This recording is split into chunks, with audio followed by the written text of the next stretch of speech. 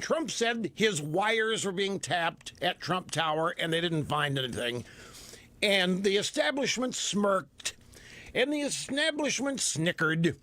And they all started laughing and said, Trump, this is typical. He doesn't know what he's doing. He's insane. He's shooting from the hip. It turns out that all of that was correct. This is much worse than Watergate, folks.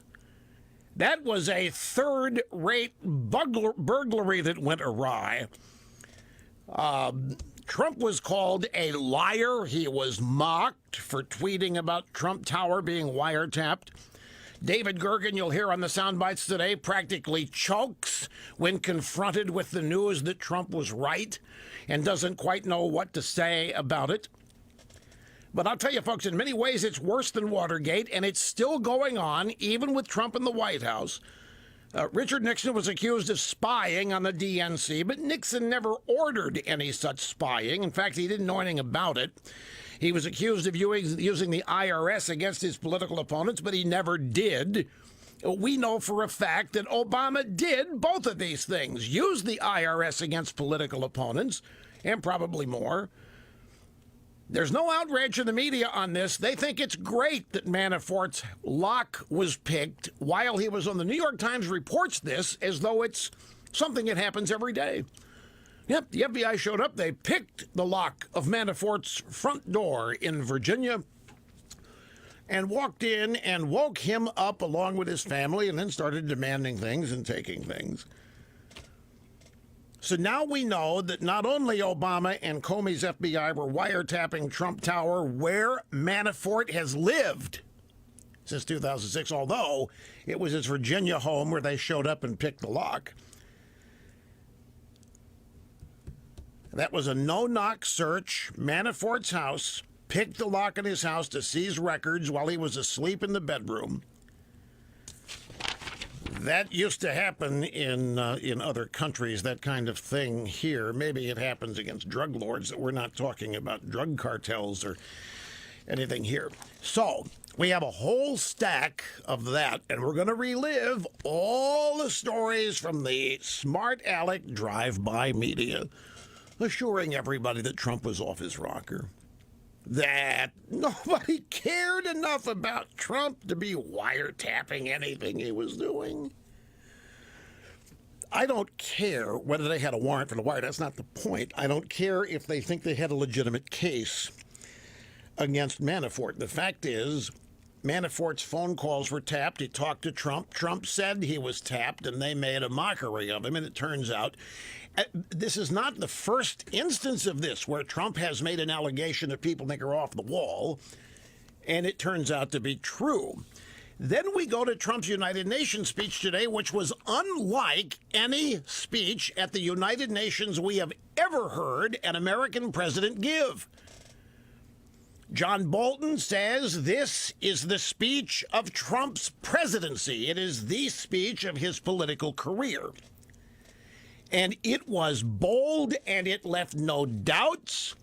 He stood up for America first, and he put the United Nations in its place.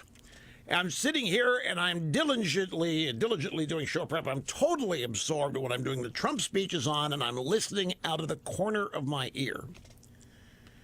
And all of a sudden, I hear, "We will thoroughly destroy North Korea." So, whoa! And I rewound it there on the DVR. So, what? What are we going to do here? He said that we would thoroughly destroy the United Nations if we don't stop it, and called Kim Jong-un Rocket Man in the speech. I looked at the TV. I stopped my diligent show preparations. I looked at that, and I rewound that. If you've missed it, grab audio soundbite. Let's see here. 1 and 2 just to start. I tell you, the United Nations not seen anything like this, and you should have. They looked like the Star Wars bar scene when the camera panned some of these delegates. Bibi Netanyahu, I thought, was going to jack in the box out of his seat with a standing ovation when Trump launched into Iran It was one of the happiest I've ever seen an Israeli at the United Nations. Bibi Netanyahu could barely contain himself. Here is the first of the two sound bites to set this all up. As President of the United States, I will always put America first. Just like you, as the leaders of your countries, will always and should always put your countries first.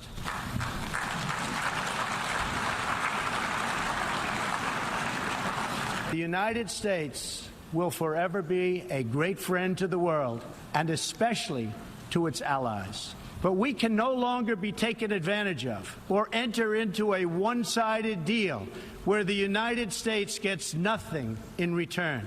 As long as I hold this office, I will defend America's interests above all else. Nobody at the UN has ever been spoken to this way by an American president. They've all heard Trump say it on the campaign trail. They've all heard Trump say it, strains of it, variations of it in the White House, but no president has ever dared go to the sacred ground of the United Nations General Assembly and basically tell them they don't matter when it comes to putting America first.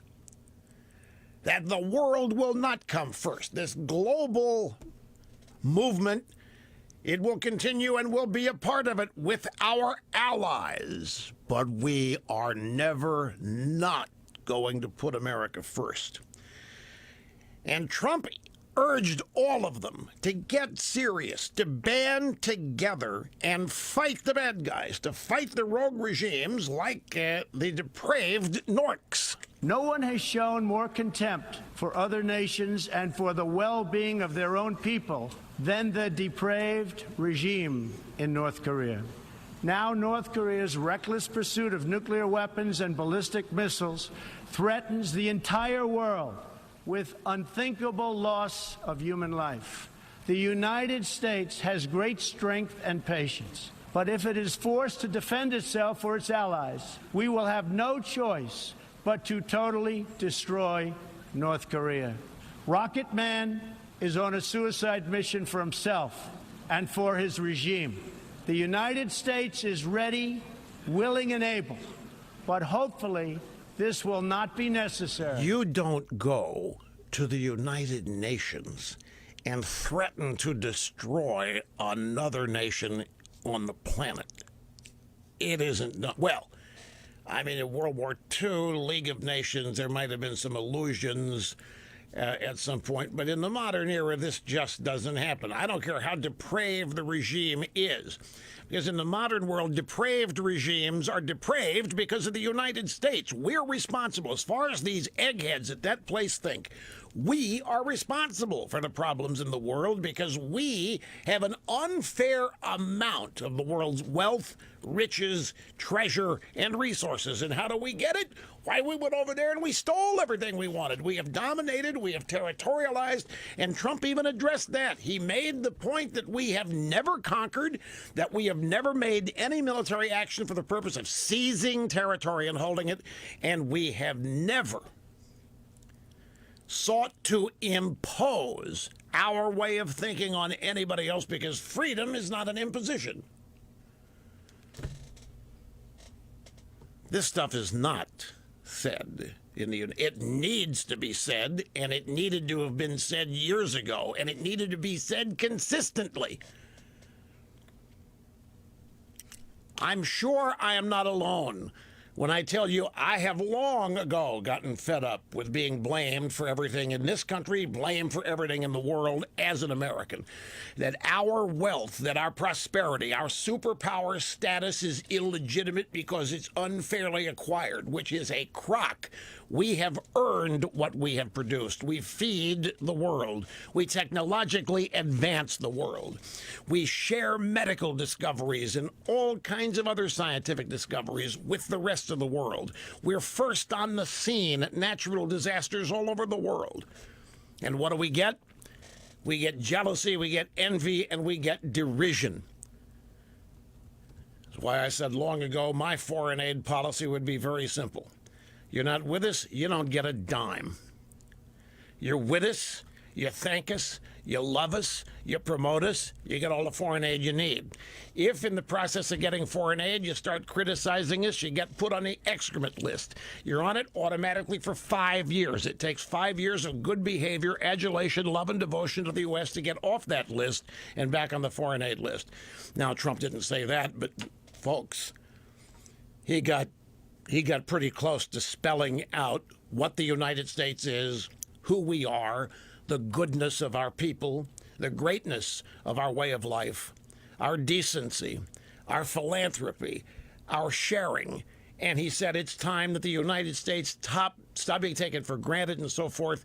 And just like the rest of you in this crowd, put your places first. I and we are going to put America first. You know the difference? Americans putting America first is how the rest of the world elevates at the same time. No different than your family. And you, as a breadwinner or half of the breadwinning team in your family, when you engage in behavior to increase your family's standard of living, what happens? Even the people not working, your kids, their standard of living benefits and increases. Same thing here, just at a much larger scale, because the United States is the greatest force for good the world has ever seen. The United States is the greatest force for uplift, for positive reinforcement that the world has ever seen. And that is why we are constantly rebuked, constantly derided, constantly criticized. We are looked at as the world's piggy bank. Every United Nations policy is, in one way or another, a scheme to get the hands of the world into our back pocket. Climate change, make the U.S. pay for it. Whatever the issue, the reality and the purpose is always to fleece the treasury of the United States of America. And Trump said all of this in his own words today in a 40-minute speech at the UN.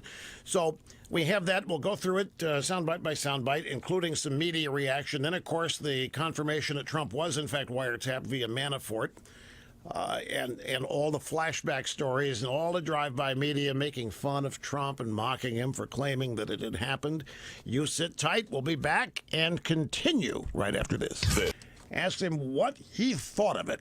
This was the best speech of the Trump presidency, in my view. I think he was as clear and direct as it's possible to be. I think it's safe to say in the entire history of the United Nations, there has never been a more straightforward criticism of the behavior, the unacceptable behavior of other member states.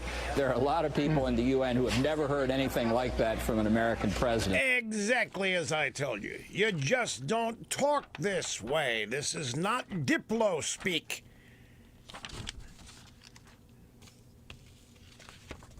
It is not diplomacy. There was none of that. It was just right between the eyes.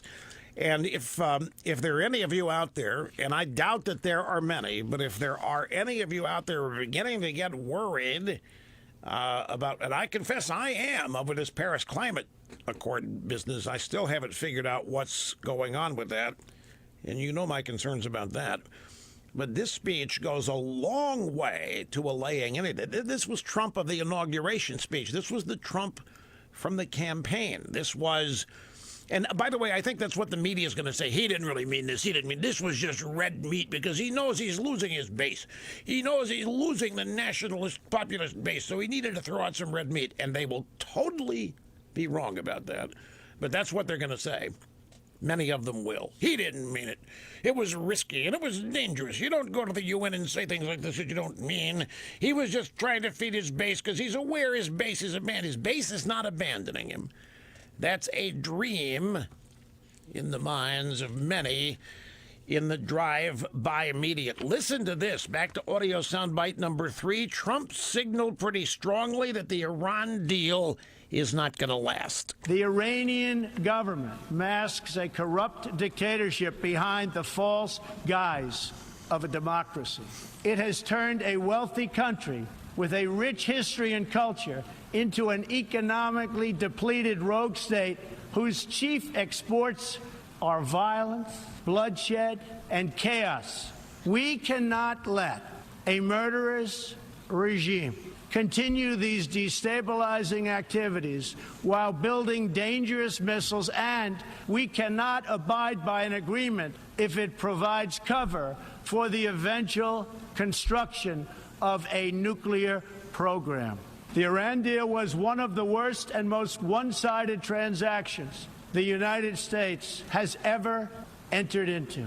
Frankly, that deal is an embarrassment to the United States, and I don't think you've heard the last of it. Believe me.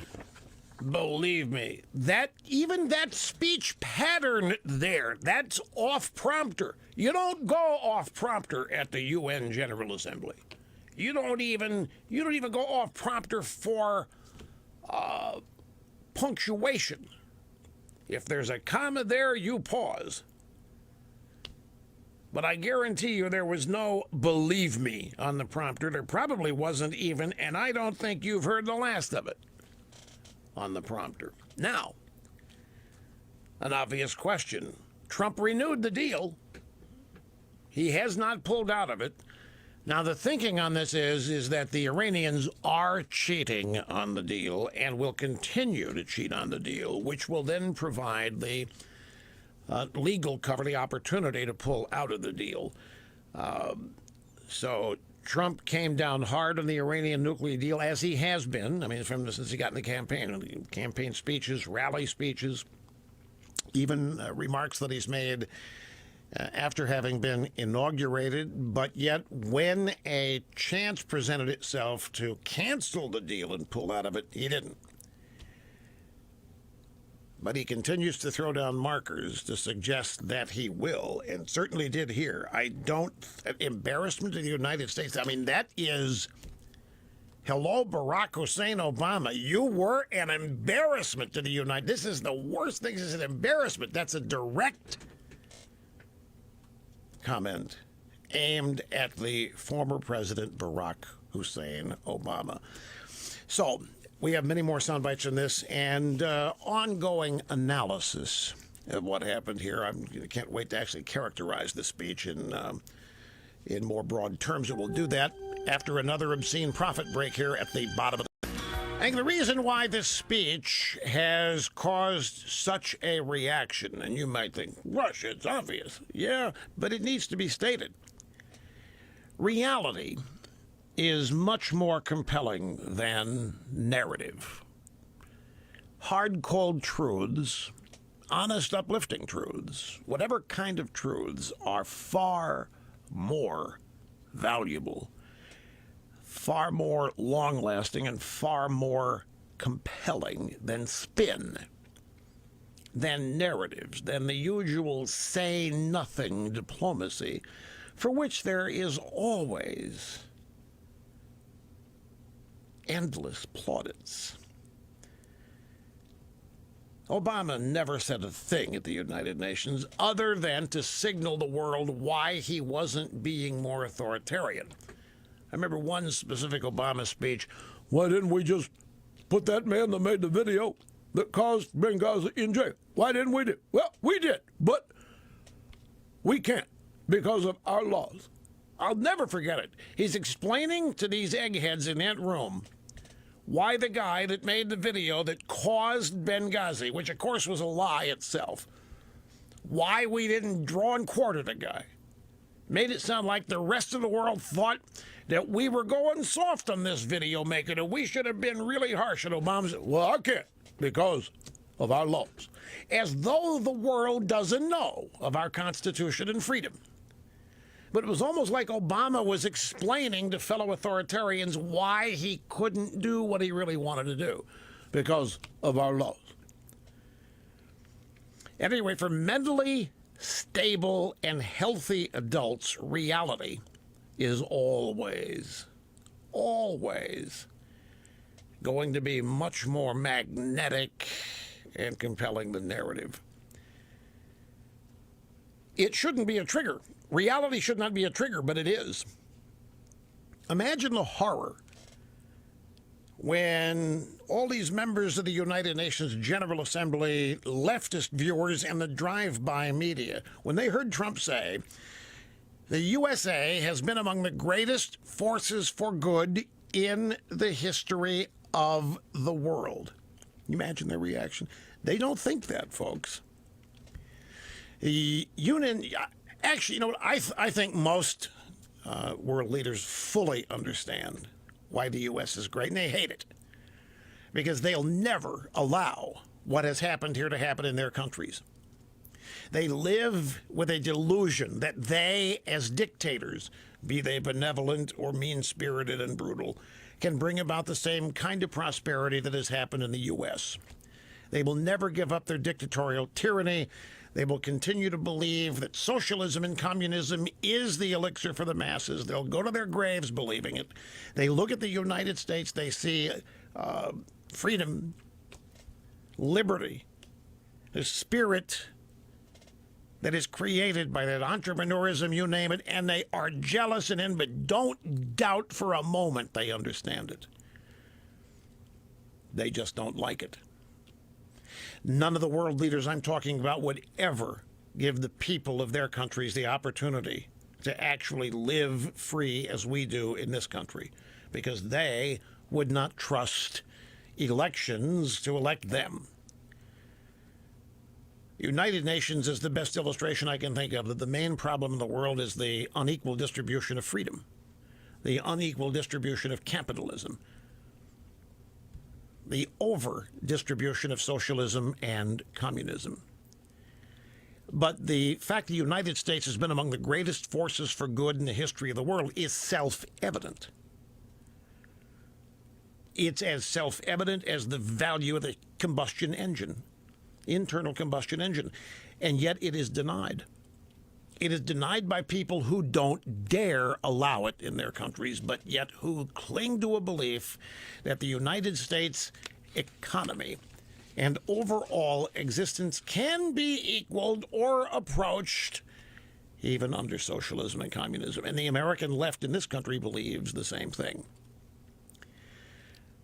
In this speech today, Trump made the American case for sovereignty at the United Nations, and he did it brilliantly. He spoke of renewal, a renewal of spirit and commitment to people, sovereign individuals, a renewal of commitment to peace and prosperity. He spoke of refugees today, and from that portion of the speech, you can kind of get an idea of what he thinks also of illegal immigration. Details on that coming up. We're still involved in the broad overview here. Trump said the American story is the story of what is possible when people take ownership of their future. You can't take ownership of your future if you're not free. You cannot own your future if you do not have basic liberty. And this is the true American exceptionalism. Even today as we speak, the majority of the world does not know liberty or freedom. Certainly not as we know it. And if you really want to get down to what American exceptionalism is, that's it. It's not that we're better than anybody. It's that we have the chance to be, because we have 300+ million people who are free to pursue their ambitions however they wish, to be the best they want. And with that many pursuing it, it doesn't take very many to hit their goals for this to be a great country. Not everybody's going to reach their goals. Not everybody's going to be the best they can be. Not everybody is going to pursue excellence. But in a universe of 300 million people, enough people are that you're going to have a great place. And the rest will feed off of those exceptional people who do so. But in nations where no such liberty is permitted, in nations where no such freedom exists, there cannot be people taking ownership of their future and making the most of it.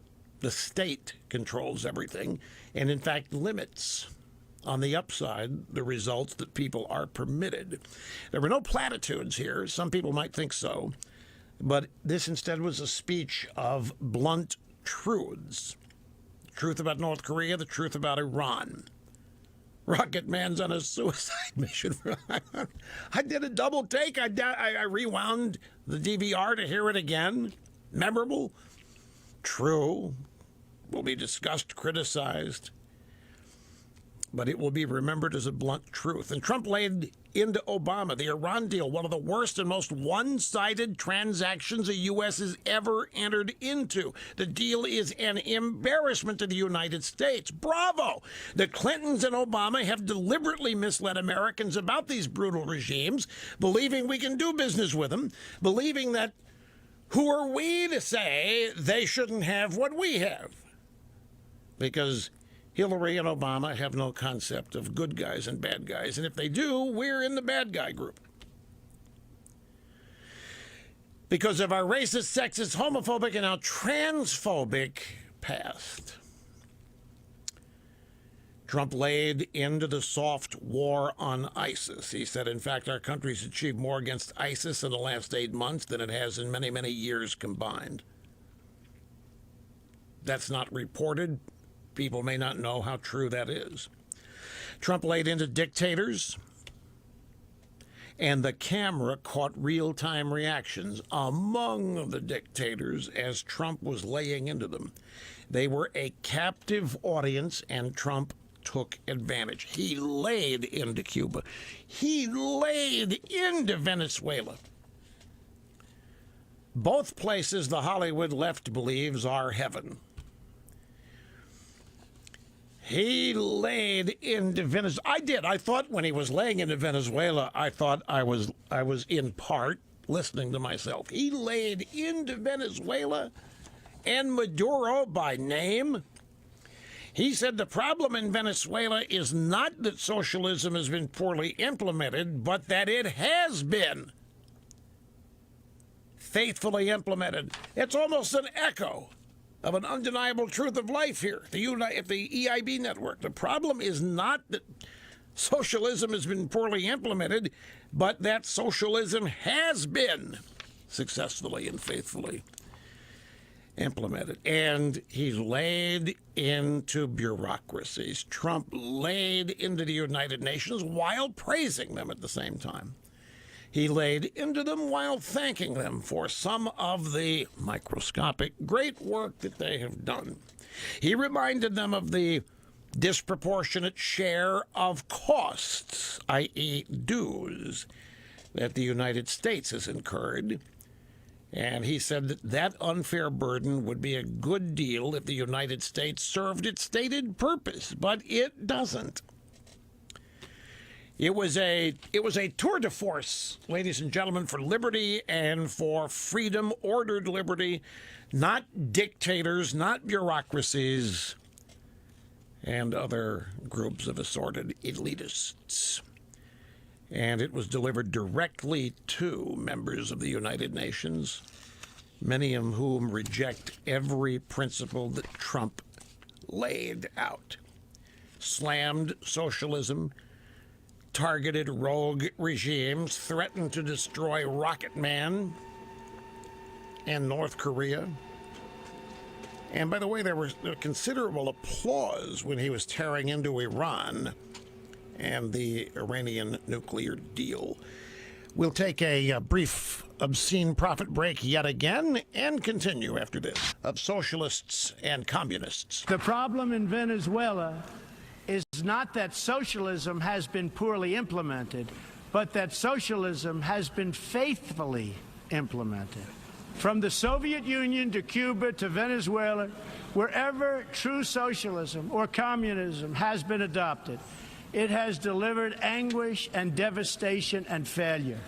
Those who preach the tenets of these discredited ideologies only contribute to the continued suffering of the people who live under these cruel systems. Which they know.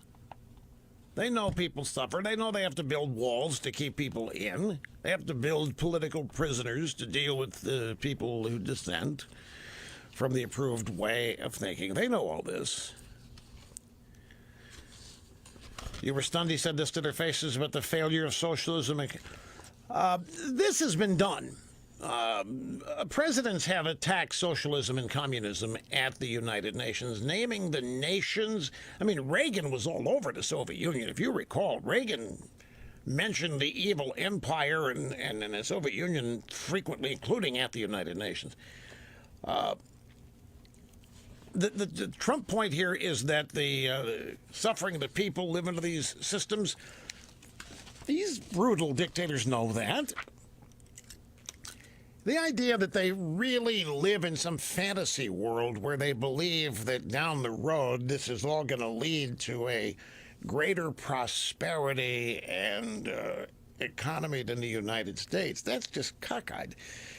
Now, I think they believe in Marxism in the theory, but it's never worked. It's never worked anywhere. Just like American liberalism has never really worked anywhere. And American liberals on the failure of Soviet communism said, well, just another example of the wrong people being in charge. That is the preferred system. They didn't have enough money, and they didn't have the right people. The liberals believe with them in charge.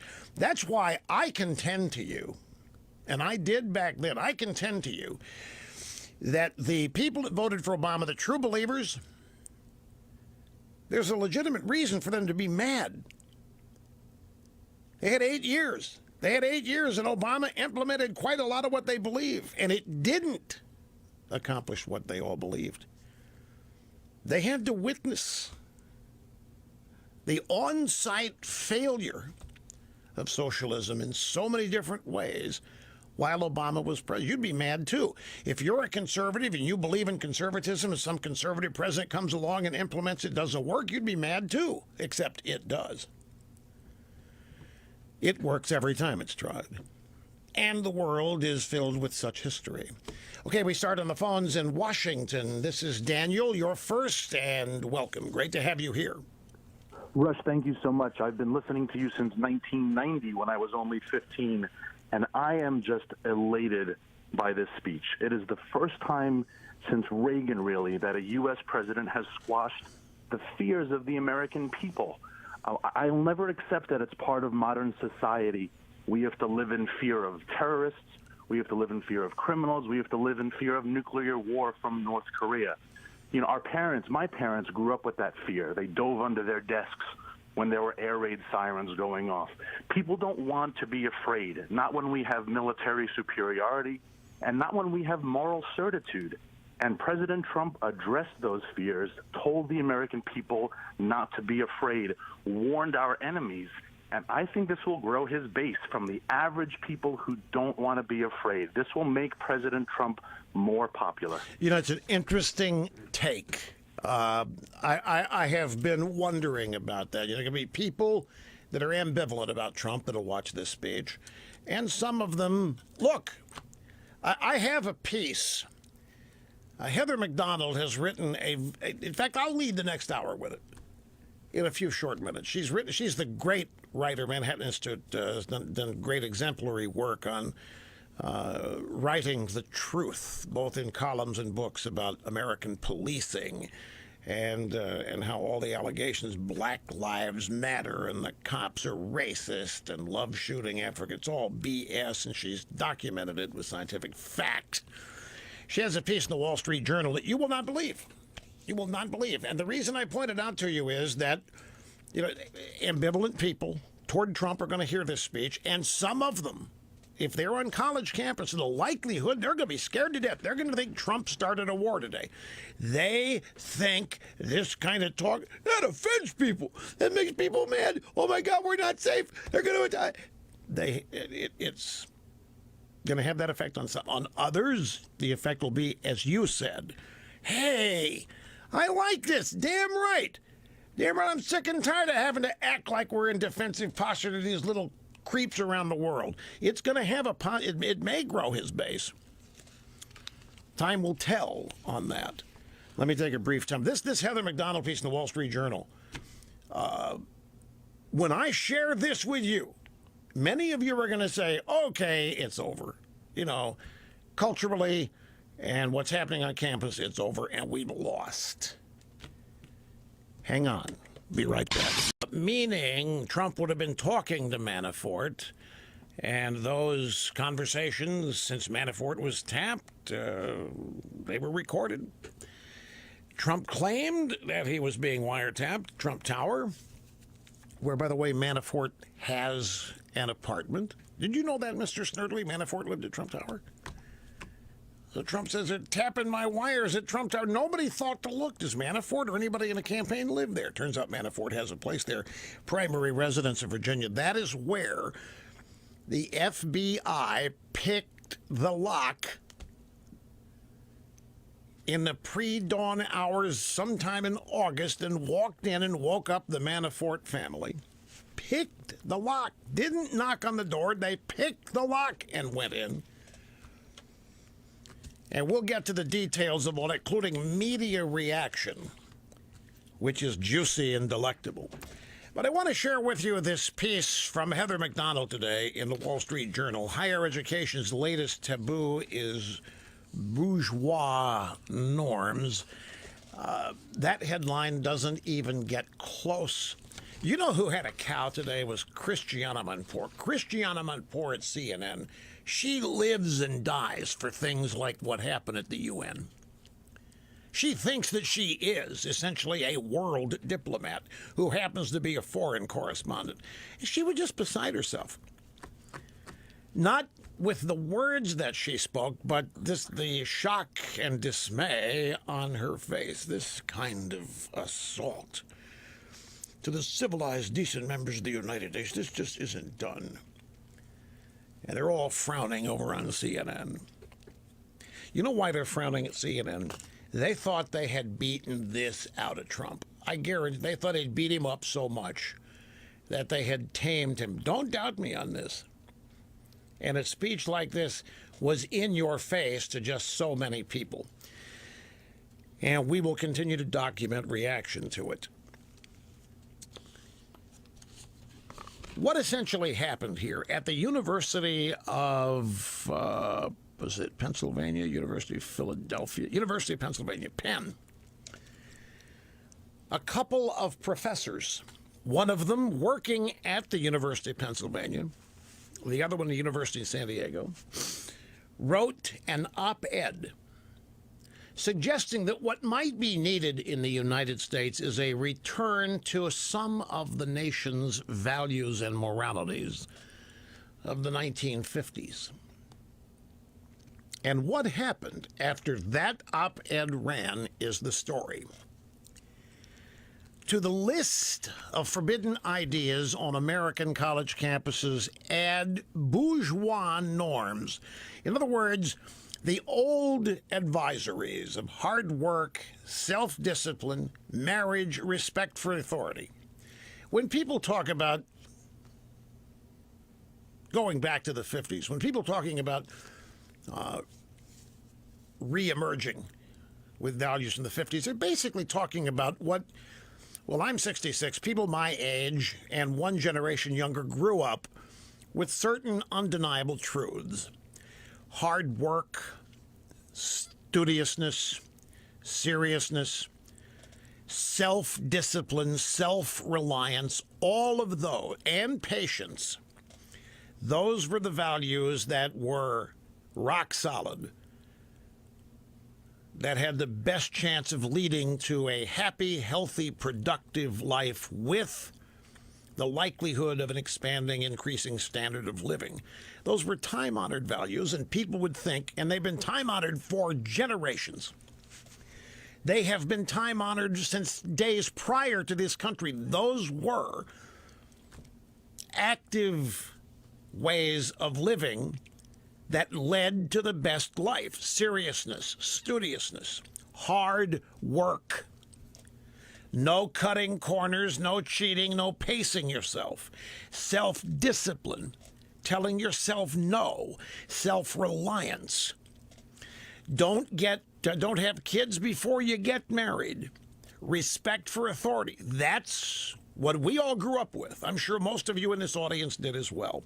Well, last month, 2 law professors published an op-ed in the Philadelphia Inquirer calling for a revival of that cultural script that prevailed in the 50s and still does among affluent Americans. Affluent Americans still live by those philosophies: hard work, self-discipline, self-reliance, no cutting corners. Affluent Americans still live by those values, and they still try to inculcate those values in their kids. Get married before you have children. Strive to stay married for their sake. Get the education you need for gainful employment. Work hard. Avoid idleness. Don't delve into a life of crime. All of these things that were just common sense ways to grow up, common sense ways to live. Anyway, they write an op-ed suggesting that a revival of all of that would be beneficial for our country and everybody.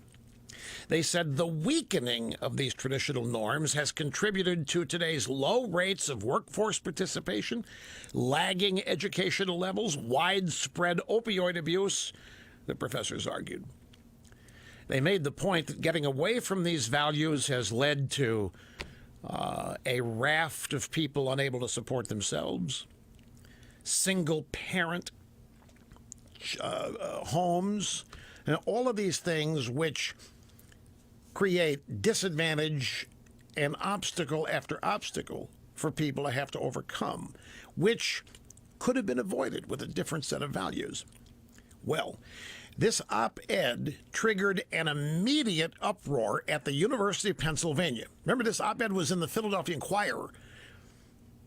One of the authors of the op-ed, Amy Wax, a woman, teaches at the University of Pennsylvania. The dean of the Pennsylvania Law School, a guy named Ted Ruger, published an op-ed in the student newspaper noting the contemporaneous occurrence of the op-ed and a white supremacist rally in Charlottesville. In other words, those values were attributed to white supremacy by the dean of the law school at the University of Pennsylvania. Hard work, self-discipline, self-reliance, don't have kids till you get married, try to stay married, all of those things to pursue were called white supremacy in an op-ed by the dean of the law school. His name is Ted Ruger. He suggested that Amy Wax's views, she's one of the authors, were divisive and even noxious. Half of Amy Wax's law faculty colleagues signed an open letter denouncing her piece and calling on students to report any bias or stereotype they encounter at Penn Law, meaning in her classroom. Student and alumni petitions poured forth accusing Amy Wax of white supremacy, misogyny, and homophobia, and demanding that she be banned from teaching first-year law classes. Because the 1950s is when racism and slavery and bigotry and homophobia were the definitions of the day. They ruled the day. The white supremacists, the white majority of the 1950s were indeed racist and sexist and misogynistic. It was the 50s that all of the modern day isms had to overcome. Feminism, and all these other things. It was the dreaded, the evil, the horrid 1950s, where all of the modern ideological and philosophical ideas have to overcome. So the point of this is that two professors advocating a return to basic human philosophy of hard work, self-reliance, self-discipline, respect for authority. Don't cut corners. Don't become slothful. Don't become a welfare state dependent. Don't do anything. Take care of yourself. Strive to be the best person you can be. That's nothing more than white supremacy. That is misogyny, and it's homophobia. Now, the co-author of this piece, Larry Alexander, teaches at the University of San Diego. That is a Catholic school. University of San Diego seemed to be taking the piece in stride. In other words, they didn't react one way or the other until last week, where the University of San Diego's law school dean, Stephen Ferrulo, issued a school-wide memo repudiating Larry Alexander and his article and promising new measures to compensate vulnerable, marginalized students for the racial discrimination and cultural subordination they experience today, as noted in the op-ed. Now, the response, according to Heather McDonald here, the response at the University of San Diego is more significant than the University of Pennsylvania because it's more surprising. While the University of San Diego has embraced a social justice mission in recent decades, the law school itself has strangely remained less politicized. It has one of the highest proportions of non-leftist professors in the country, University of San Diego overall and the law school. About 25% of the faculty is conservative there. Mr. Ferrullo, corporate lawyer with strong ties to the biotech industry, presented himself until recently as mildly conservative. If the University of San Diego is willing to match the hysteria at the University of Pennsylvania to this op-ed, is there any educational institution remaining that will defend its faculty members against false allegations of racism should they dissent from orthodoxy? Now, I'm sharing this with you now because we had a caller in the first hour reacting to Trump's speech, suggesting that Trump's speech is going to bring a lot of people who are ambivalent roaring into Trump's side. And while that may happen, there are also going to be people like this, law school professors and law school deans, who are going to hear this speech and they're going to equate it with, if you're talking American greatness, if you're talking American primacy, you're talking white supremacy. That's the definition for it, apparently. The definition of white supremacy is American greatness. And that's why American greatness is illegitimate, because it was brought about and derived from a majority white population, which was, they claim, a bunch of supremacists who were also bigots, who were also anti-gay, anti-woman, and anti-trans. That's what white supremacy has come to be an umbrella for. And so any element of American history that shows a predominant American greatness must be ascribed to white supremacy and white privilege, and therefore is disqualified as legitimate. And any op-ed such as this that suggests a return to the timeless values for humanity all over the world. There's some things here that are distinctly American, but we're basically talking human values.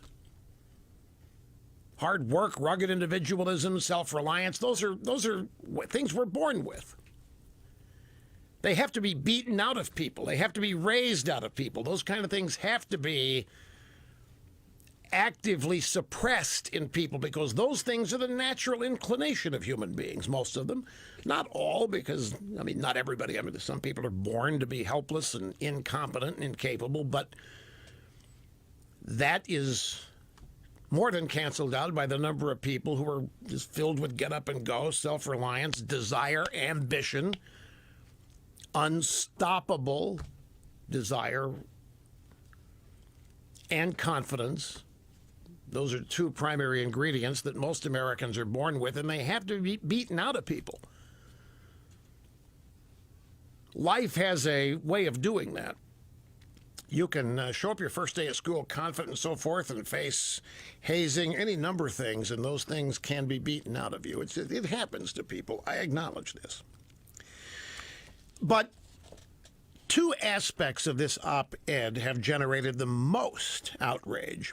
The authors, Amy Wax and Larry Alexander, observed that cultures are, quote, not all equal in preparing people to be productive in an advanced economy. In other words, some cultures are not as good as other cultures at helping, at preparing, at teaching, and inspiring people to be productive in an advanced economy. Their critics pounced on this statement as a bigoted, hate-filled violation of multiculturalism. In his response to this, the dean of the Pennsylvania Law School, Ruger, proclaimed that, quote, as a scholar and educator, I reject emphatically any claim that a single cultural tradition is better than all others. But that's not what they said. You see how this happens? They didn't say anything or anybody was any better than anybody else. They said all cultures are not equal in preparing people to be productive in an advanced economy. They argued that the bourgeois culture is better than an underclass culture. I hate the word bourgeois thrown in here. Some people think it means what it doesn't. Basically, we're talking middle class here. Middle class work ethic culture has far more value than an underclass dependency culture does. That's all they're saying. Specifically, listen to what this guy writes here. Gotta take a break. I just saw the clock here, folks, but bear with me. We're almost through the thrust. The other offense in this op-ed, according to all the professors at the University of Pennsylvania Law School and the dean, the offense of extolling the 1950s as something worthwhile. Nostalgia for the 1950s breezes over the truth of inequality and exclusion. This was written by 5 faculty members at Penn reacting to the op-ed. But Mr. Alexander and Ms. Wax expressly acknowledged that era's racial discrimination, limited sex. They talked about all that in their piece. They were talking about cultural values that were timeless and successful regardless what other things might have been wrong. The thing about this is in all of the reaction, in all of the hyperbolic, paranoid, negative reaction among peers, law professors and the dean, there wasn't one attempt to actually engage with any of the arguments, just like the critics of this program never engage in an argument. They just call me names. They just racist, sexist, bigot, homophobe in an effort to discredit me so that what I say has no value with people who hear it. And that's exactly what the reaction to this op-ed is, an attack on the 2 authors as racists, bigots, transphobes, homophobes, white supremacists. The dean at the University of Pennsylvania announced that Larry Alexander, who was a co-writer of the op-ed and also a professor there, the dean said that his views were not representative of the views of our law school community and suggested that they were insensitive to many students who feel vulnerable and marginalized or fearful that they are not welcomed. But he didn't raise any specific objections to the arguments. He just reacted with the usual left-wing narrative spin diatribe. And the overall reaction is that people are hurting. There's insufferable pain, and there's marginalization over the inequality, and students are just scared, and it's horrible, and it's hard. It's hard enough to get to the day without having to read that we need to return to the days of white supremacy to make America great when the teachers are trying to get everybody not to believe that. It's incredible. This piece, you read it, you think, we've lost this. We're not in the process of losing, it's gone. How long have students been this helpless and scared on campus that we call them snowflakes? When did all this focus on white supremacy and white privilege, when did this stuff begin? When did all this liberalism hit? Now, I made the point, people are not born thinking this way. They're not born thinking anything. That's the thing about human beings. They have to be raised, inculcated, educated, propagandized, you name it. And this story is as instructive as anything I can give you to show you what is happening to kids at college, and that the college faculty, academe, is one of the large homes of this massive, extreme move to the far left. Tenured liberal communist professors who have unfettered access to the children that are in their classrooms. And depending on how those kids arrive, meaning how they've been raised and what they already think, they are probably easy marks for these professors. Get the reaction from the law school dean. Now, all that's happened here, I'm going to wrap this up and I'm going to get back to your calls. All that happened was 2 law school professors, one from the University of Pennsylvania, one from University of San Diego, wrote a piece claiming that one of the fixes for what's wrong with America would be a return to values that many grew up with in the 1950s, that rewarded hard work and discipline and self-reliance. You know, figure out what you want to do and being serious about it. Don't make the mistake of having children before you get married. Don't make any of the other cultural mistakes that are there to make that people can avoid with the right kind of motivation, instruction, and fear. Don't become part of the dependency class. Don't become part of the lower middle class or even lower, where you become dependent, where you're incapable of taking care of yourself. Do just the opposite. Do what you're born with. Be what you're born to be. We were all raised this way. The old. In fact, one of the things that's in trouble today is just a simple philosophy: work hard, be devoted, be patient, and you will have the future you desire. Even that is under assault. And you know why? Because so many young people are becoming instant billionaires writing software programs that major corporations then buy for $1 billion here, 800 million over there. I'm not criticizing it.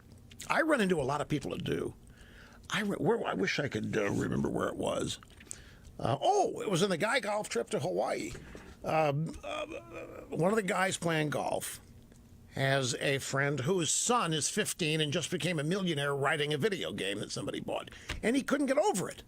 The guy's worked all his life and still hasn't earned $1 million. And the kid who's 14, and he was livid by it. He was unbelieving. There's something about that wasn't right. I said, you can't look at it that way. The kid has a talent that's being rewarded by the market. Yeah, but 14? A millionaire at 14?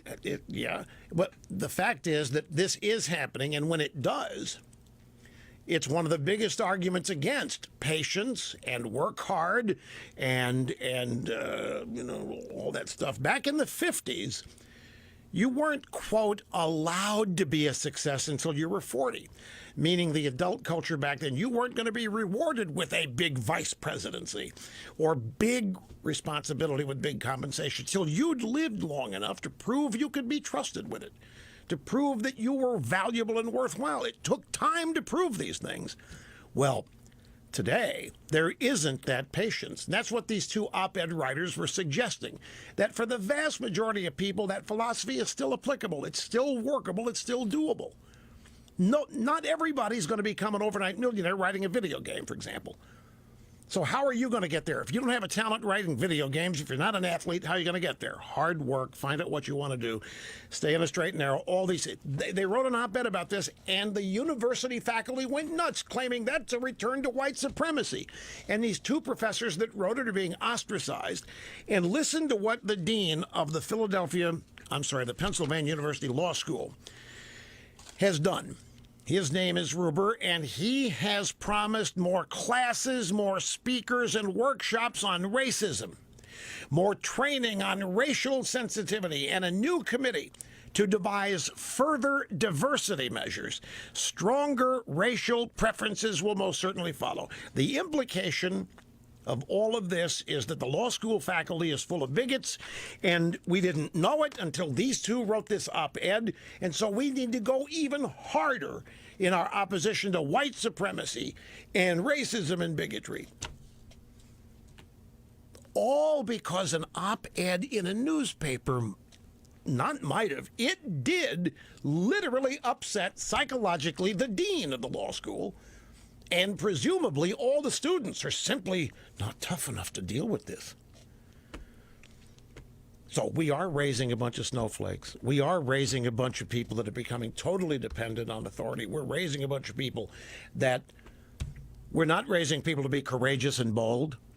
We are accommodating silly, invisible, non-existent fears about silly, non-existent behaviors. White supremacy, there isn't a, you couldn't put the number of white supremacists in this country in a phone booth. So, it's a long answer to the question. You think a lot of people that don't like Trump are going to turn around and be woken up by it? Some will, but just as many are going to be scared to death. By the time the professors get through with Trump's UN speech, the kids on many university campi are going to think we are, oh my God, nuclear war. Oh God, Trump started, oh my God. Because Trump's making them mad. Trump's looking for you, don't do this. Back to the phones we go. You people have been waiting patiently. I appreciate it. Tim in Boca Raton. Great to have you, sir. How are you doing? Good. Thanks for taking my call. Yes, sir. My question is, do you think that Russia and China would actually like to see us invade North Korea in order to find out what our military capabilities are, being we'd have to pull out almost every trick in the book to do it?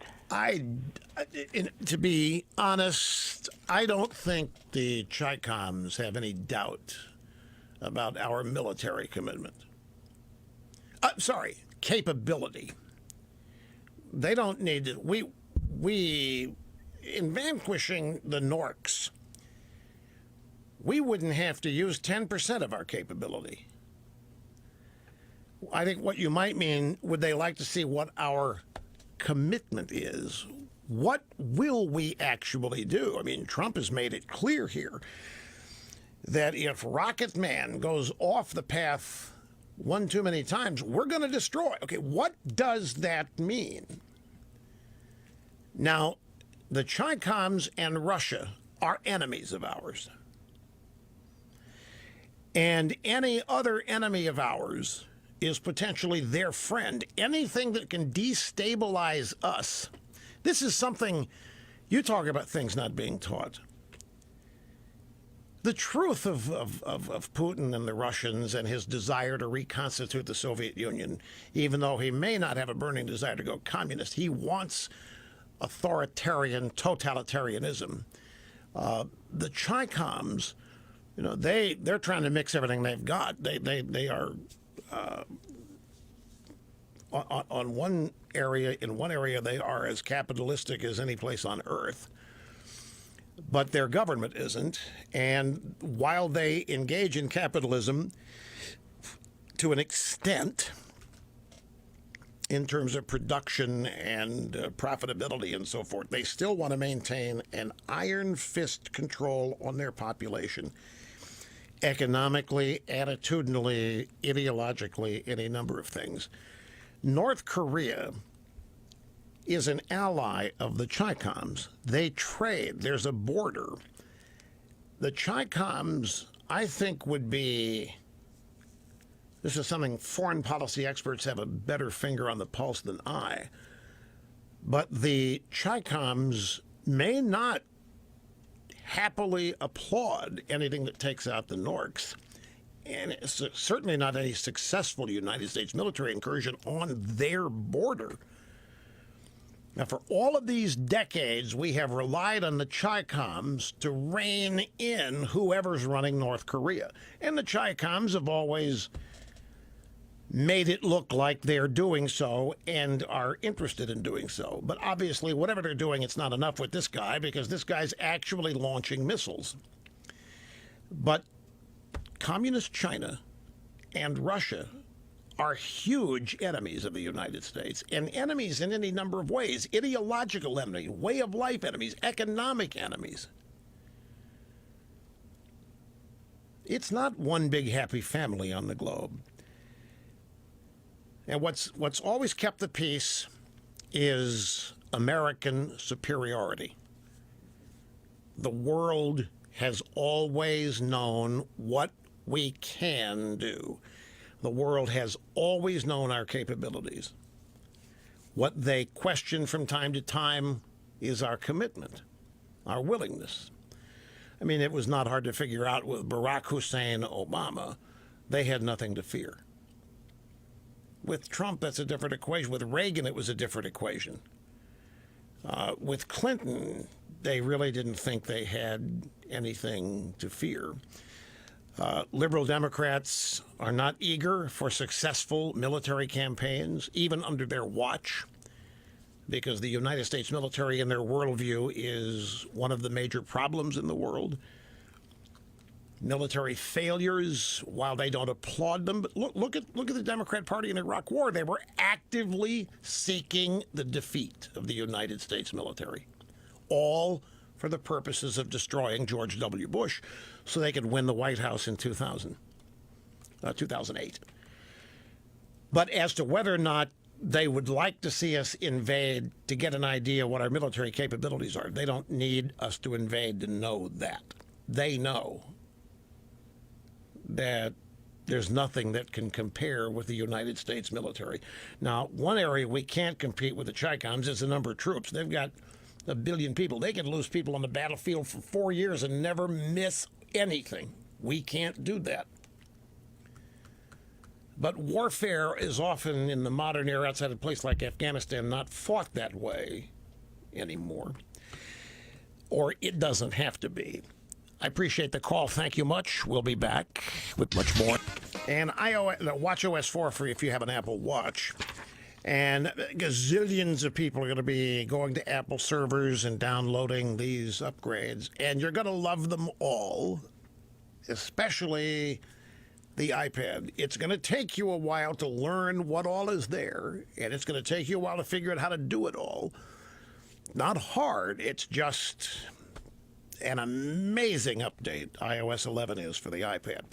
All of this activity, people are going to be buying new updated apps today that are designed to be upgraded to work with iOS 11 on all of their devices. And it means that all kinds of new stuff is going to be added to your system. And I always think about backups in situations like this. When you're upgrading your computers or iPhones to new systems, you want to have a backup in case something goes wrong. And then you want to have a backup of everything in case something really goes wrong down the road. Not so much with just these updates today, but at any time. Now, there are few companies that really care about the data on your computer as much as iDrive does. They see all the data stored on a personal and business computer as one of the most precious commodities you have. They almost look at it, your data, as theirs. iDrive believes in it. And not everybody in the computer data backup business looks at it the way they do. They look at you as marks and customers, and they'd like your money, but iDrive takes it personally. There's quite a few companies that have decided not to continue offering data backup services for your computer because they don't do it as seriously as iDrive does. Make the switch to iDrive. They back up everything, all on one account. Your computers, your iPads, your phones. And I don't care where else stuff is automatically backed up. This is specifically targeted backups that you choose, and then they automatically, incrementally happen, and they're there. They happen fast. Restoration, if you need it, is easy. You can have peaceful, free use of your devices, knowing you'll always be able to restore quickly if something happens. Sign up with iDrive today. That's I as in the letter. iDrive is like an iPad or iPhone. Now, here's the deal. They've been doing this for a while. 90% off your first year's plan. Not because they have to, because they love what they do and they want to share it. They want to make it available. For your first year, 90% off, and plans start at less than $6 a month. This is such a great value. You really can't afford not to do this because there's no way you can have too many backups. And this will be the best all-purpose backup that you could have for every device on one account. It's a great value. And it's great to know that your data is safe and secured off-site in case an emergency or a disaster happens where you live. Use my name when you sign up, iDrive.com, and you'll get 90% off your first year. Folks, there's something new happening in the climate change world. A couple of pieces now, and one of them here at the UK Telegraph. You know what? Headline, climate change not as threatening to planet as previously thought, says new research. And this is from climate change scientists. This is not from the quote-unquote deniers. It's fascinating. It's not warming, folks. And in fact, in some places, it's cooling. And so the climate change fascists have to have an explanation. And wait till you hear what it is. Don't go rush. In over 30 years in my experience with the United Nations, I have never heard a bolder or more courageous speech. It was But wait a minute. What actually was this? As we talked about earlier, it's nothing but truth. It was nothing but reality. It wasn't Diplo speak. It wasn't trying to say something without saying it. It was boldly pro-American, which it should be every year when the U.S. president speaks. We have nothing to apologize for. We have nothing to feel ashamed of. We should not shirk from our role as leader of the free world and America's lone superpower. Those are things to be proud of. Those are things that we should seek to spread all over the world. These are things that too often in our country we seem the need to apologize, and we somehow feel the need to downplay, and all of that is so unnecessary. And Trump didn't today. He was just bold. We're going to put ourselves first. If you're an ally with us, you're going to be better off than you've ever been. He spoke the truth to the Iranians and to socialists and communists. It was bold, but it was bold because it was so unusual, and it was so unusual because it was simply the truth. It was reality. In fact, Netanyahu says President Trump spoke the truth about the great dangers facing our world and issued a powerful call to confront them. And Israel is a supreme ally of the United States. So I hadn't intended to get into that, but Netanyahu's reaction just hit. So now we know, ladies and gentlemen, that Obama and James Comey's FBI wiretapped the head of a political campaign. And so this is bigger than Watergate. The phone lines and other aspects of life that were wiretapped and surveilled were that of Paul Manafort, the first campaign manager for Donald Trump. Donald Trump said that his wires were being tapped at Trump Tower. The media laughed. The media chortled. The Democrat Party said he's insane. He's unfit. You see, we told you all along the guy is not fit. He's too dangerous. He's not grounded in reality. They mocked Trump. They made fun of Trump. No such thing could happen here in the United States. And yet it was happening by their own President Obama. Obama's administration surveilled more Americans than any previous administration in this country. All under the guise of surveilling foreign combatants and potential terrorists.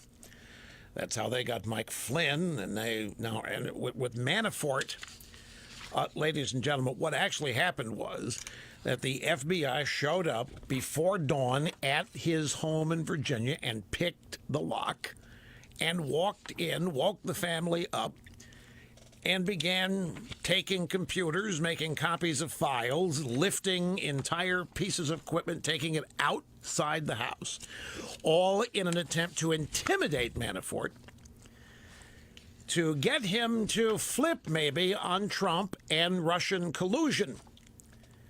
The New York Times is cheering this. Listen to this, the headline: with a picked lock and a threatened indictment, Mueller's inquiry sets a tone. Paul J. Manafort was in bed early one morning in July when federal agents bearing a search warrant picked the lock on his front door and raided his home, as though this happens routinely.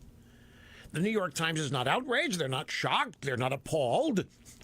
They would be if it had been David Axelrod running the Obama campaign, or whoever it was running Hillary's campaign. Federal agents took binders stuffed with documents, copied his computer files, looking for evidence that Manafort set up secret offshore bank accounts. They even photographed the expensive suits in his office, in his closet. If only Hillary had gotten this kind of investigation from the FBI. The special counsel, Robert Mueller, then followed the House search with a warning. His prosecutors told Manafort they planned to indict him. This according to two anonymous people close to the investigation. The moves against Manafort are just a glimpse of the aggressive tactics used by Mueller and his team in the 4 months since taking over the investigation into Russia, dispensing with the plodding pace typical of many white-collar investigations. White-collar investigation? Are there blue-collar investigations? What's the difference, Mr. Snerdley? What's a blue-collar investigation? Calling this dispensing with the plodding pace of typical white-collar investigations. Mueller's team has used what some describe as shock and awe tactics to intimidate witnesses. What's a blue-collar investigation? See, it's all about intimidation here. It's not a search for truth. It's not a search for justice. They're looking for a process crime, somebody lying to investigators, or they're looking to flip somebody. They want somebody to admit that, yeah, Trump was colluding with Putin. Just somebody to admit it. Just take them there. Even if they lie, just take them there. The special counsel even took the unusual step of obtaining a subpoena for one of Manafort's former lawyers, claiming an exception to attorney-client privilege. And so now the stories are all in. Exclusive U.S. government wiretapped former Trump campaign. This is CNN. Two of these sources caution the evidence is not conclusive, meaning the evidence that they might have procured after storming Manafort's house. What it all means is that we know that the Obama FBI wiretapped the head of a political campaign. So the media was right. They were claiming that what Trump was doing and colluding with Russia was bigger than Watergate. It turns out this is bigger than Watergate. What the government's doing is bigger than Watergate. Nixon never did any of this. He may have dreamed about it, and he may have gotten drunk and talked to people, but he never did this. Nixon never actually used the IRS to penalize enemies, but Obama did. Ever heard of Lois Lerner? I don't know if we know for a fact in the history of this country has a sitting president gone so far as to use the FBI to defeat a political opponent. Do we know that? I mean, it may have happened, but I don't know that we know about it.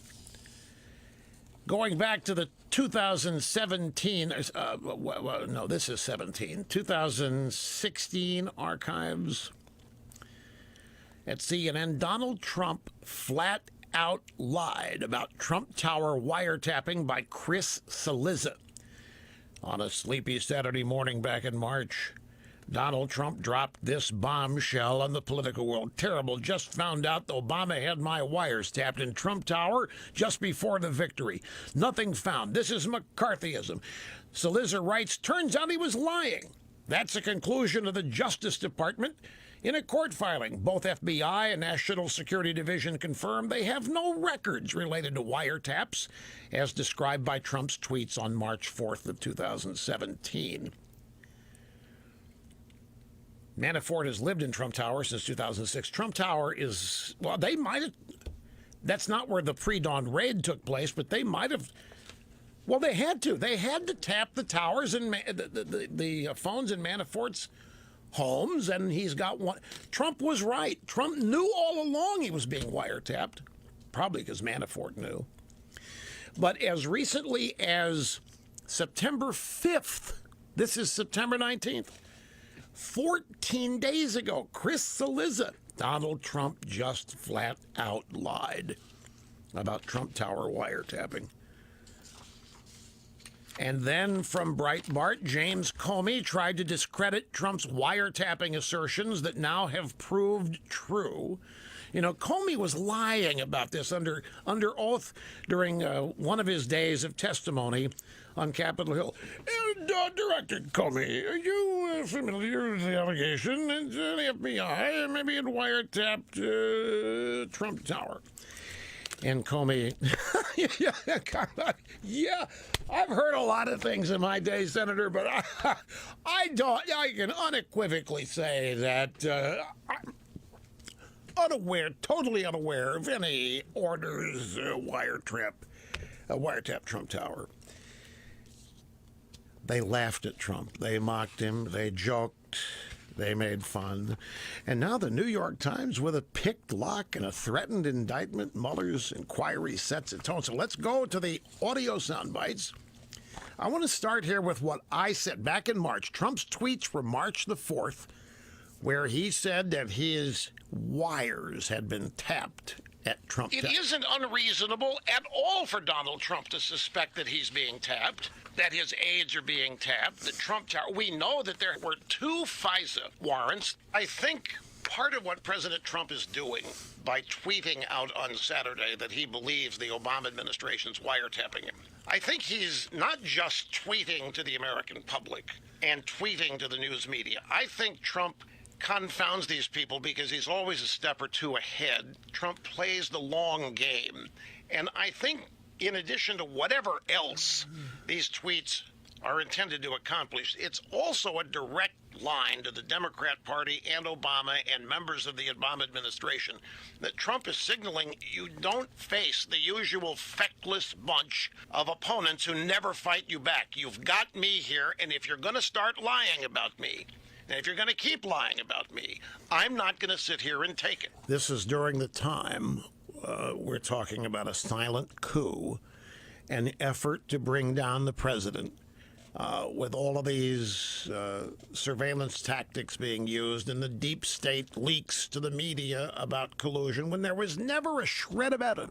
Well, all this time, James Comey knew that Trump was not even a target. James Comey had told Trump 3 different times he was not a suspect and not a target, but he wouldn't make it public. He told members of Congress during the committee testimony that Trump was not a target.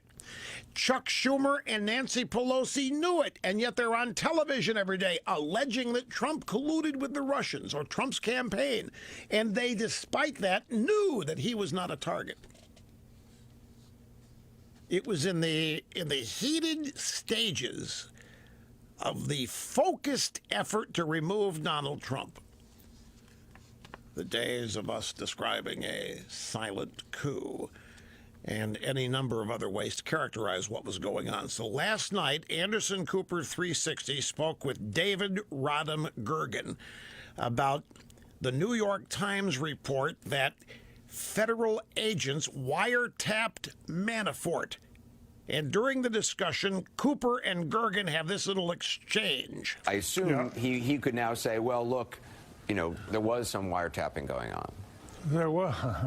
Well, there was wiretapping under a federal court order, I mean, a federal court approval.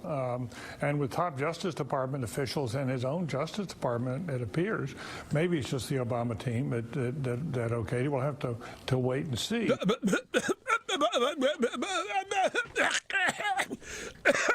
I'm choking on God, they were wiretapping. Might have been Obama.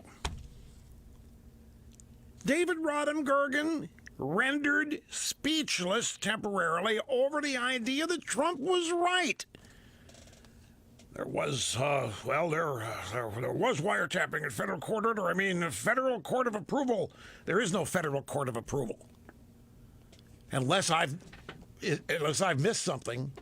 Do these people have a federal court of approval?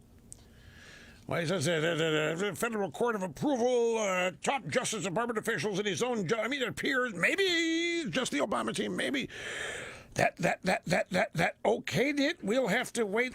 These people are eating and choking on crow. It's yet another example where Trump was right. They mocked, they laughed at, they made fun of. And the New York Times reported on it as though, hey, we love the way they wiretapped and we love the way they picked a lock at Manafort's house. On CNN's New Day today, Allison Camerata speaking with New York Times correspondent Maggie Haberman about the wiretapping of Paul Manafort. This is how that talk went. It sounds like the president was right. If Paul Manafort has a residence in Trump Tower and Paul Manafort was being surveilled and wiretapped, Trump Tower was wiretapped. No, it was not. I'm sorry. I mean, How do you know? Well, I don't know, but I know that what we know so far does not indicate that Trump Tower, my lines, as he put it, were, unless you were saying that he owns every single thing in Trump Tower. Yeah, that is what he's saying. Would you look at what these people are having to pretzel themselves into various positions to still try to deny that what Trump said was wrong? Trump's campaign manager was wiretapped. Trump's campaign manager has an apartment in Trump Tower. In that apartment are phone lines. That's what was tapped. And who knows, there might have been microphones placed around the apartment itself.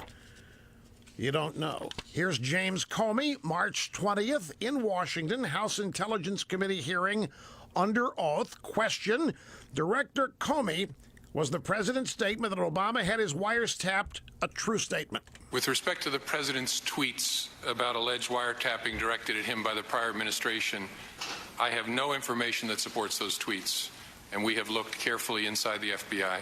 The Department of Justice has asked me to share with you that the answer is the same for the Department of Justice and all its components. The department has no information that supports those tweets. Well, is that perjury or not? He's under oath. We'll explore that when we get back. With Joe Romo, she says, you know what?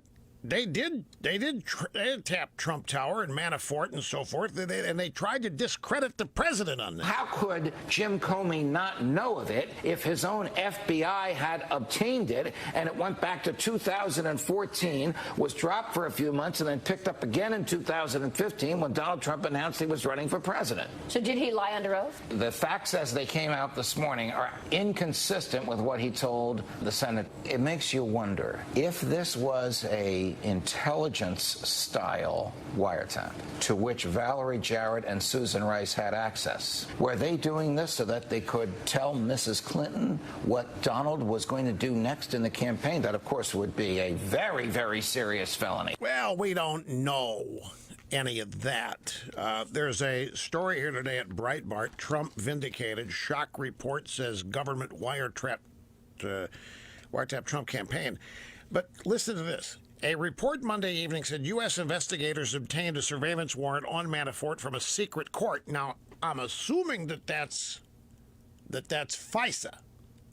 But why don't they just say that instead of calling it a secret court? Because now I got people thinking it's a new secret court. Maybe it's the court of approval. That Gergen was talking. Could there be a court of approval that these people have and we don't know about? I'm joking, folks. I'm trying to make fun of them. I know, when I joke, they think I'm being serious. It comes true.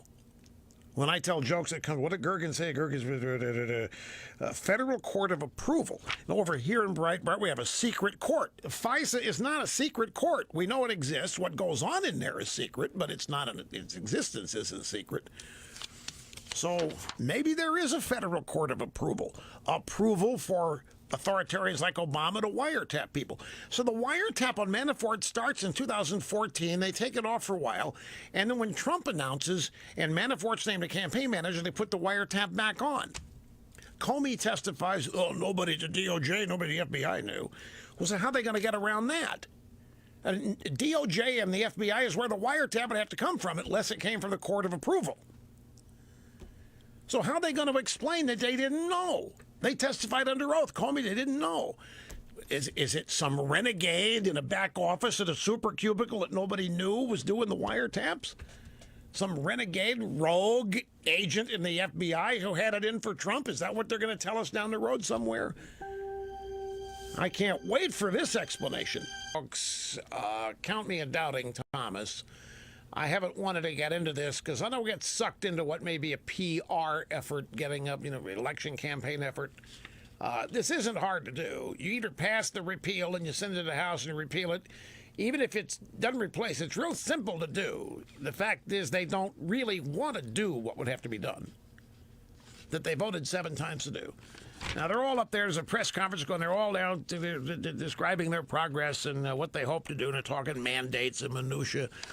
Don't sweat it. When the time comes, we'll get into it, and everything that's worth knowing about it, you shall know, and at the appropriate time. We have a lot of business travelers in this audience. Business travel used to be fun. Used to have nicer seats, nicer flight attendants, bigger cabins, freer booze, better food. Those days are long gone. Now it's a challenge, like everything in business is. And we have a new sponsor here that's making it better. It's an online outfit called Upside.com. They have spent several years now building computer programs that scan tens of thousands of flight schedules and hotel room prices, and they offer business travelers all kinds of advantages that you will not find on your own unless you really want to spend a tremendous amount of time, which you don't. That's why you're in business. You're not going to spend doing this. They do it for you. And by the way, it's fascinating what they can do in terms of pairing hotels and flights at low cost and where they're going to end up taking this. Now, the end result of their online searches are the absolute best prices available for flights, hotels, and rental cars. We're talking business travel here right now. They reward Upside.com users with gift cards to places like Amazon, in addition to making sure that business travelers get to keep all the frequent flyer points that become so valuable. You don't have to share them, give any of them away. They're all yours. That's just one of the many upsides you get with using Upside.com for travel bookings. Now, if you've not used Upside.com yet, you should on your next business trip. Just go online and see how they work. It's pretty remarkable. By the way, they have years of experience. I mean, I could tell you who these guys are, but they don't want to make a big deal out about that. But they got more years in this than all the other people combined. And now they're branching out exclusively right now into business travel. Their customer service is 24/7. It's always key for somebody that's away from home, traveling, you've got some travel problem, you need some help. They're always there. Flight cancellation, mechanical problem, call them. They'll do what they can to get you going as soon as you can. Upside.com. Use a promo code set up for this audience, USA, and get an Amazon.com a free card there worth at least $100 when you buy your next business trip at Upside.com. I don't want to confuse you here, but they give away Amazon gift cards, and this one's worth $100 if you use the promo code USA when you check this out. That's Upside.com. Website has all the details. And these guys know what they're doing. These people, they know what they are doing. They have been in the business of putting together hotels and flights and everything else, rental cars.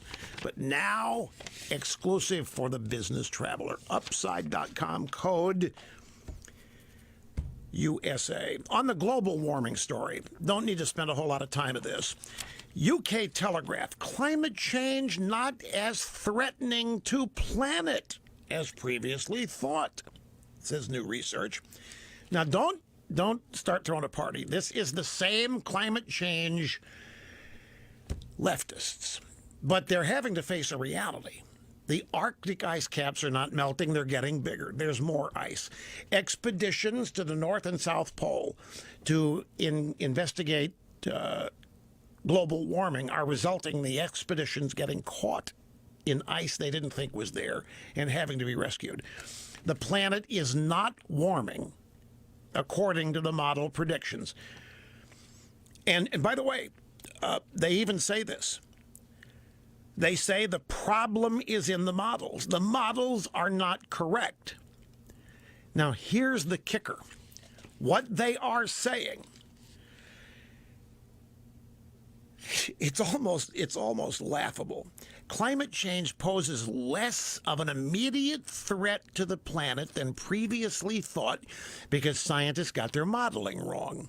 This according to a new study. New research by British scientists who believe in all of this reveals the world is being polluted and is warming up less quickly than the 10-year-old model forecasts predicted, giving countries more time to get a grip on their carbon output. An unexpected revolution in affordable, renewable energy is the reason. So what they're saying is, Our models were wrong. It's not warming as fast. It's not warming as fast. It may be cooling in some places. This is good news. Now we have more time to fleece the United States. Now we have more time to inculcate and make our climate change demands. And they're crediting windmills and solar. I've been wondering when they were going to do this. Mr. Snerdley, you know, I've been wondering. I've been asking all this time, with no warming for 15 years, why aren't these clowns taking credit for it? And the answer always was they can't afford their models to be wrong. Obviously, they can't afford to ever be wrong, because if they admit to being wrong, they open themselves up to being wrong forever after. So they had a built-in opportunity. Hey, yeah, we admitted it in warming for 15 years. That's because our policies are saving the planet. And we need to do more of our policies, more windmills, more solar. And now they've figured it out. So that's what they're doing here. Keep a sharp eye. This is the first such effort. It's in the UK. It's British scientists. But I'm predicting you're going to hear a strain of this.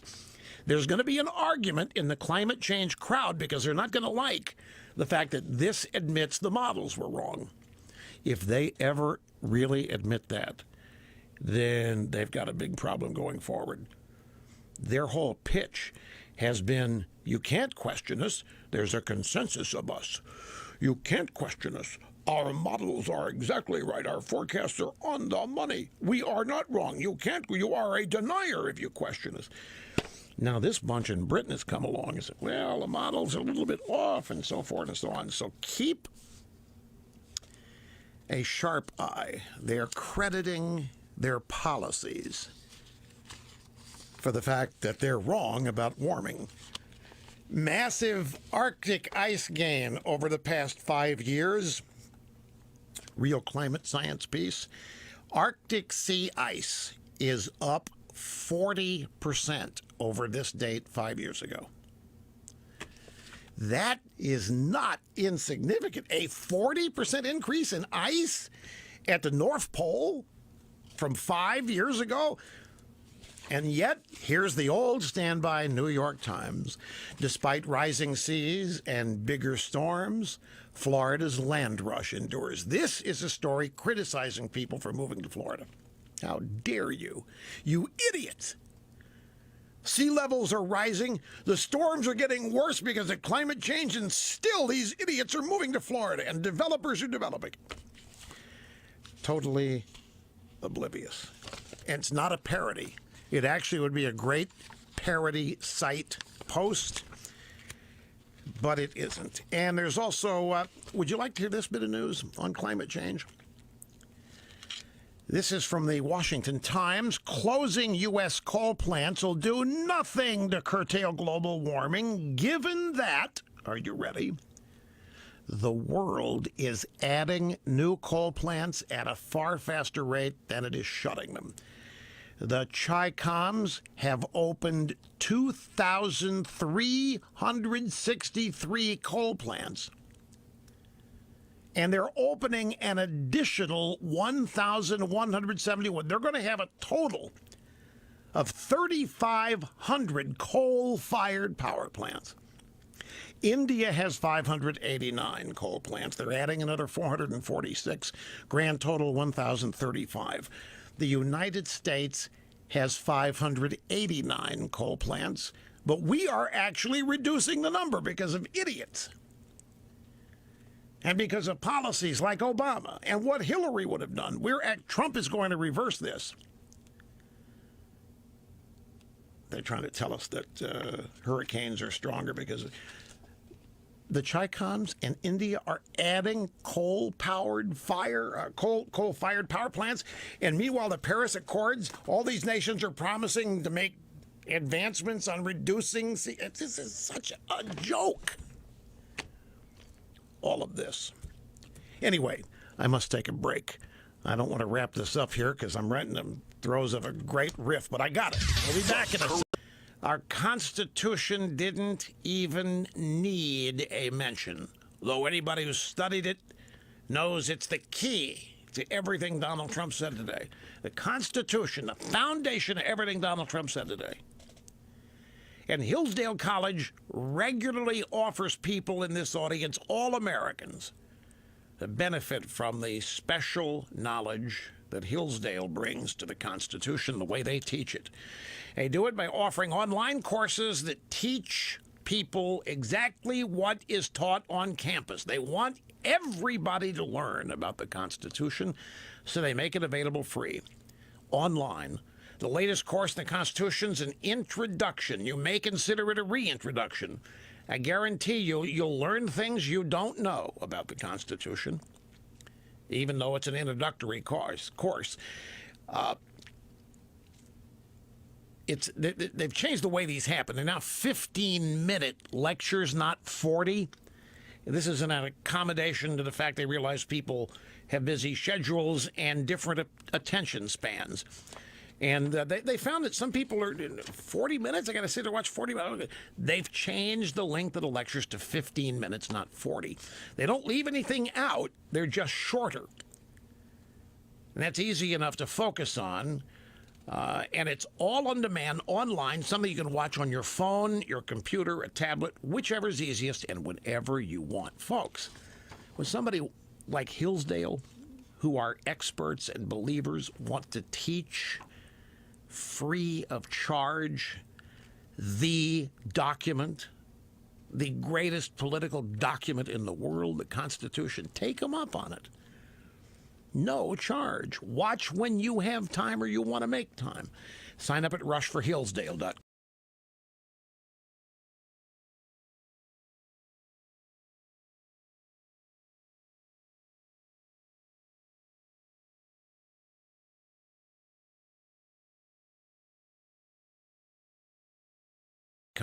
rushforhillsdale.com. You know, Pelosi's press conference, DACA press conference, was overtaken. It was swarmed yesterday. Grab soundbite number 17. We have just a bit of how it... Now, these are people that Pelosi thinks are on her side in this issue. For a long time, we've been fighting the fight for the Dreamers. My colleagues...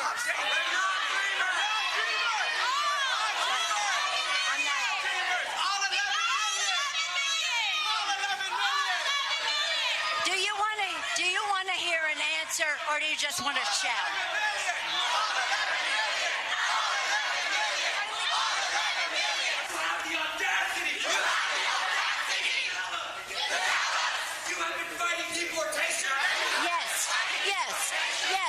Yes, I am. Yes, I am. You do not. You don't know what you're talking about. They are mad that she and Chuck are going to deal with Trump. They hate Trump. They think she's selling them out. That's why they're shouting, all 11 million, not just Dreamers. We're not Dreamers. Everybody, you're a liar. You don't mean it. And she thought they were their buddies. I'll tell you, the Democrats, we need to spend more time on this. I intended to do a segment on this today. But they're in more trouble than you can possibly imagine, and it would be an even bigger problem for them if we were taking advantage of it. Somebody other than Trump, I'm meaning the Republicans. Let me grab a call. Claudia is with us here in Albuquerque. Great to have you, Claudia. How are you doing? Oh, my goodness. I am so thrilled to talk to you. I am honored, and I just want to say thank you for the education I have gotten in the last 20-something years. Thank you. I used to listen to you since I came here, and it was a house I used to work at. And I always would think, why is he so upset? Why is he always angry? And then I got to actually listen and learn. And I love this country. And I love that Trump is so pro-America. And, you like Trump's UN speech? I didn't listen to the whole thing, no, but I actually think that because he speaks with the truth and he speaks because he loves the country, it is right.